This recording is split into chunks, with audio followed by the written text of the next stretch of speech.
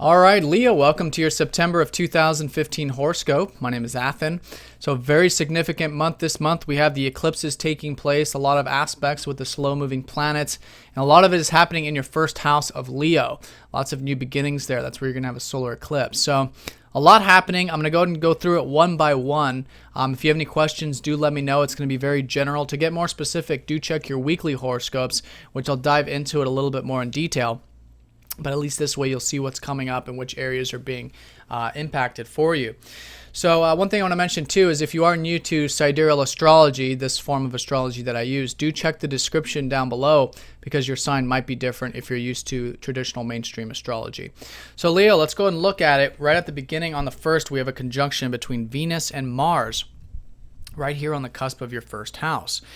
So what's very significant about this is that Mars is now going into your first house. And this is the first time Mars has been in a friendly placement since Aries, so a very long time.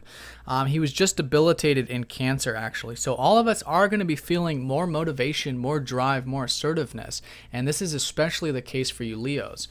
And conjuncting up to Venus, there is this kind of beauty. There is this sensuality about it. You know, this is yin-yang, masculine, feminine energy. So all of this stuff that you've been reflecting on about your self-image, about yourself, about enjoying your goals, enjoying the pursuits of life, if you will. Maybe even that what you've been reflecting on, and redoing in your career. That can be something that's been very big for some of you since Venus does rule your 10th, or redoing the way you communicate. All of that is spawning a lot of this motivation and drive. And those areas are going to start to shift for you once Venus goes station direct on the 5th and 6th. So you're really coming into this month with a lot of energies. All of the planets are out of your 12th house, and more new beginnings are going to start to shift up. But it's really coming from this motivation and support that you'll have, which I'm going to talk about as well. Now, also on the 1st, you do have the Sun opposing up to Neptune. And then Jupiter will be opposing up to Neptune a little bit later. So here it's the balance of the first house and the 7th house. All right. So, this is your ruler. And so it's important here around the 1st, but really all month. For you too, while it is, the time of Leo, there's a lot of energy in your first house. It's about your goals, your drives, what you want, your pursuits in life, your self-image, your confidence, your courage.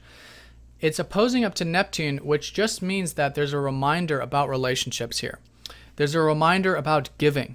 There's a reminder about being other-oriented, other-focused in that compassionate way. And to have faith and trust in the relationship sector in the sense that maybe we don't have it all figured out. Maybe we don't understand everything about it.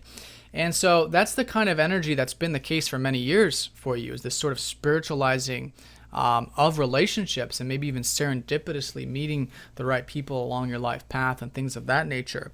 But here, especially with your Sun energy, being other-oriented, remembering, just to put not necessarily mental focus, but emotional focus on your relationships, on your connections in life. And through that, you'll probably find all that actually quite relaxing and helping you gain even more motivation, more energy, because you do have that balance between these parts of the chart. Versus if we were to shy away from it, then it can get too caught up in the first house, or some of you might get too caught up in the 7th if it's all about, the fantasies and dreams and possibilities of the relationship stuff without actually going into asserting yourself and pursuing your goals, which of course is the first house, which is a very important part of life, which is going after the things that you want, realizing that it does take action, it takes initiative, it takes assertiveness. But you guys are a fire sign, so generally speaking, for all of you, you guys understand that, and so just remembering to balance that with relationships will be key.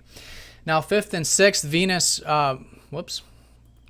Venus will be going station direct. And so this is right on the cusp of your first house. So now with Venus going back in your first, continue to enjoy looking good, feeling good, and all of that stuff that you were perhaps reflecting on with work, career, or your communication will slowly start to unfold and build and gain momentum around this time period. 7th, 8th, and 9th, Mars does trine up to Uranus. So that's the support I was talking about coming into these pursuits of yours with all this motivation. This is Uranus in your 8th house. So Uranus in the 8th is about, the 8th house is about the ebb and flows of life. And with the South Node here, this is where we're going to have the lunar eclipse this month. So it's a deep and powerful month about releasing unhealthy attachments, unhealthy bonds, about stepping into your power when appropriate, about being open to the ebb and flows of life, etc., which I'll talk about with that lunar eclipse energy. But you guys are already very familiar with this. Again, this is where it's been taking place, and also Uranus has been transiting the 8th. So there's this, newfound sense of freedom about transformation of life that maybe you guys have transformed since that March time period, or this early part of this month, this year. This newfound sense of freedom there, that you can go with the flow, that there can be the ups and downs and the extremes and intensities of life. But at the same time, what's actually taking place is that through the transformations of your life, there is more understanding about you. There's more understanding about the true you, the unique you, which is Uranus. So step into that unique energy, especially when it's about sharing the truth, communicating the truth, giving on that deep level, opening up, being vulnerable, etc., will really be supporting a lot of this first house energy for you. So, this is the 8th house. It's a lot like the relationship house I was talking about, but it's much deeper.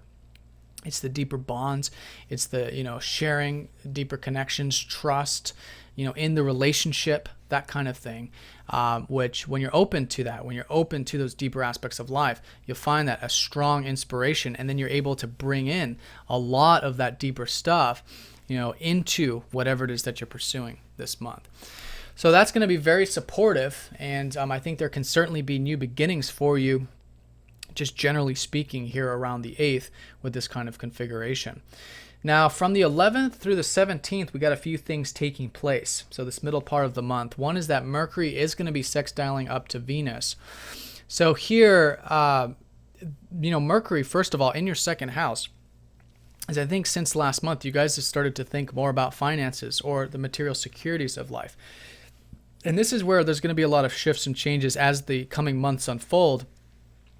And let's not forget, over the past 2 years, you guys have had the North Node transiting your second, which is, this life path for you right now is to have more material security, more material stability in your life.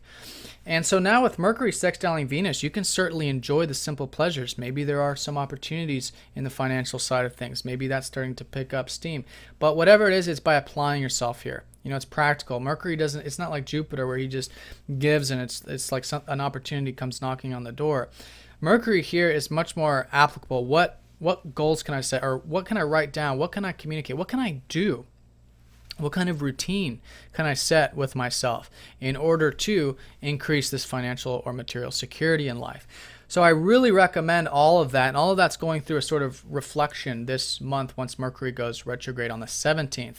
But for this first half of the month, I strongly recommend, writing it down, setting goals, anything that is about applying yourself to have more of that, enjoyment of life, which is the second house, but also financial and material security. And I think you'll find all that very enjoyable. And during this middle part, perhaps there are some opportunities with that. Now, also during this time, from the 13th through the 21st, Jupiter will be opposing up to Neptune, like I was saying. So with all of this, you guys there should be plenty of opportunities for you to expand your horizons right now, which has been Jupiter in your first over the past few months. So continue to expand, and just remember, of course, that there's flow about the whole thing. There are things larger than self. There are relationships, etc. And through that, you'll probably find more opportunities coming in, but not of the necessarily tangible sense around this time period, or maybe it will. It just depends on your personal chart.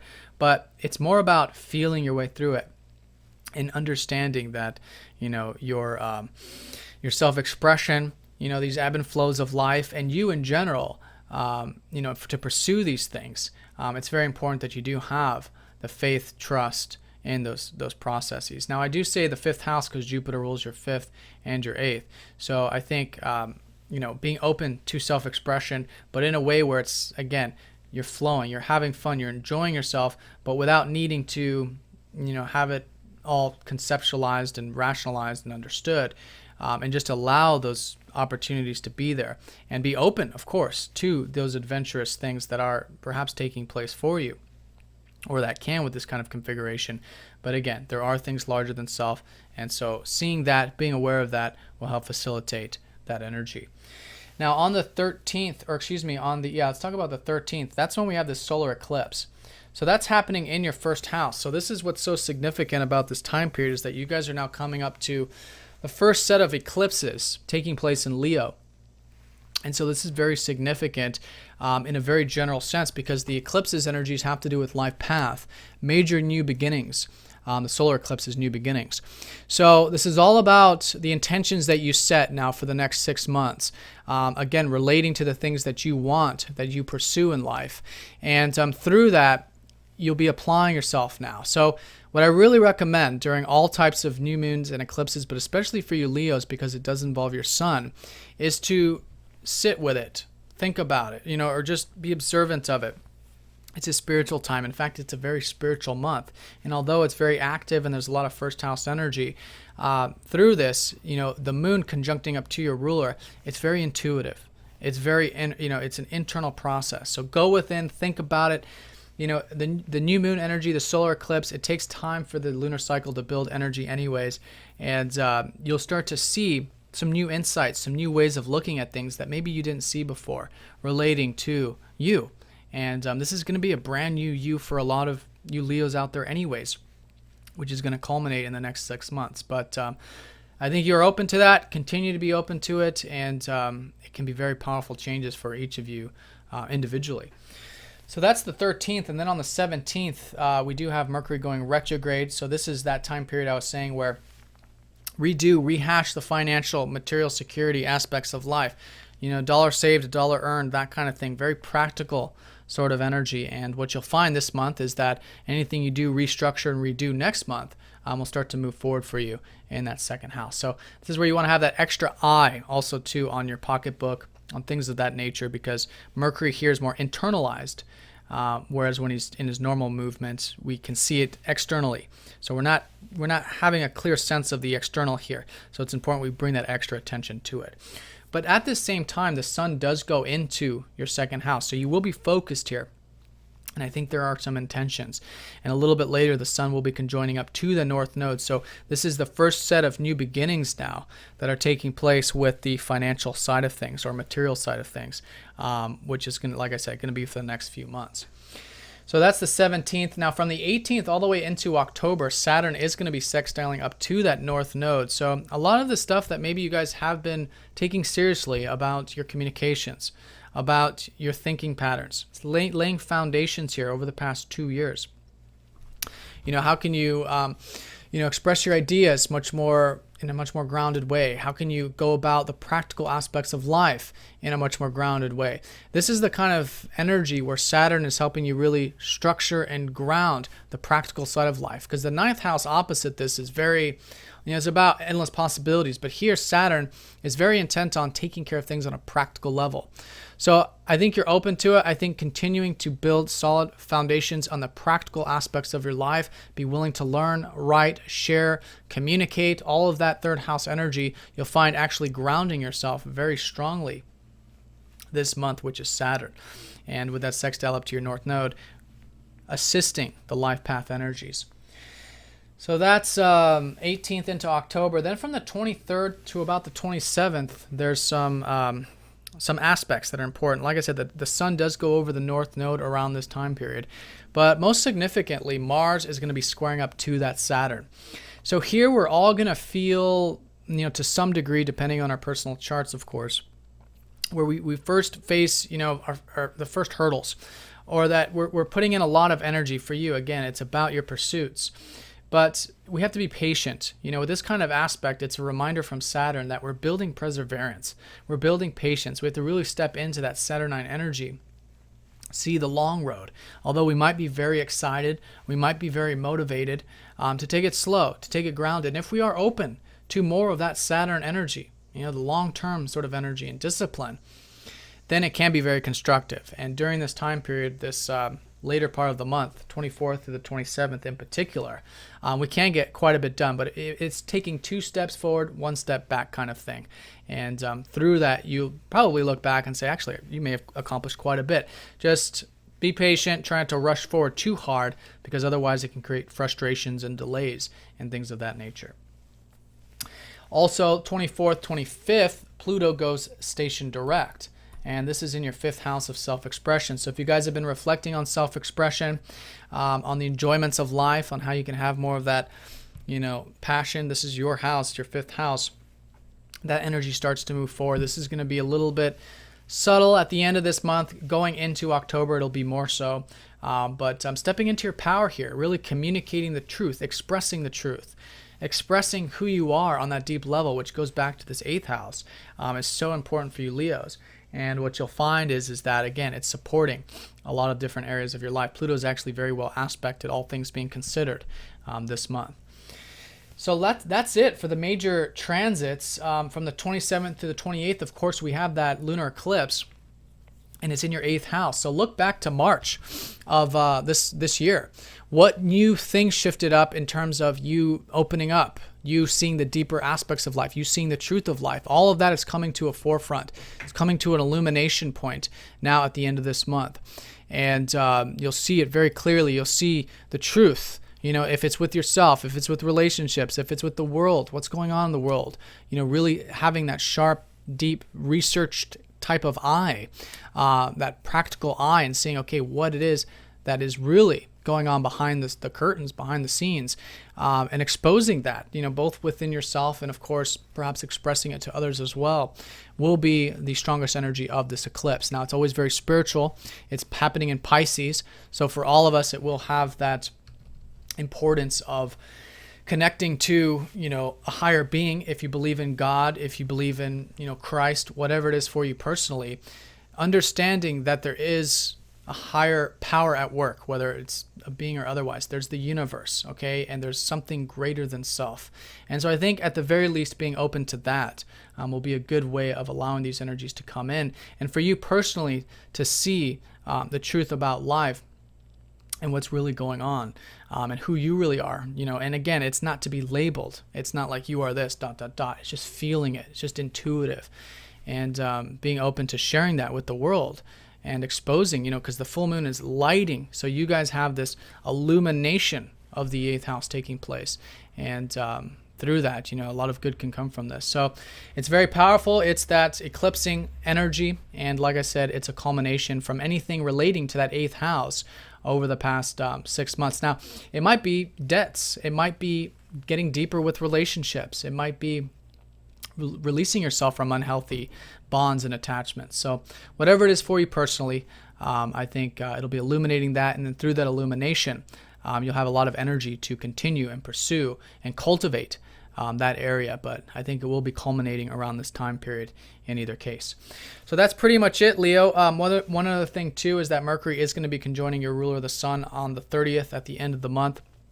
So I think a lot of the stuff that you are learning about material security and enjoyment of life will also come to an awareness, but that'll be going into October where more of this 2nd house energy shifts for you. So have a nice month, Leo. Thanks for watching. If you'd like a more personal look, do click the link down below for a personal session. Like I said, do check your weeklies for a more detailed look of this. And of course, if you have any questions, please do let me know. All right, have a good one. Talk to y'all next time.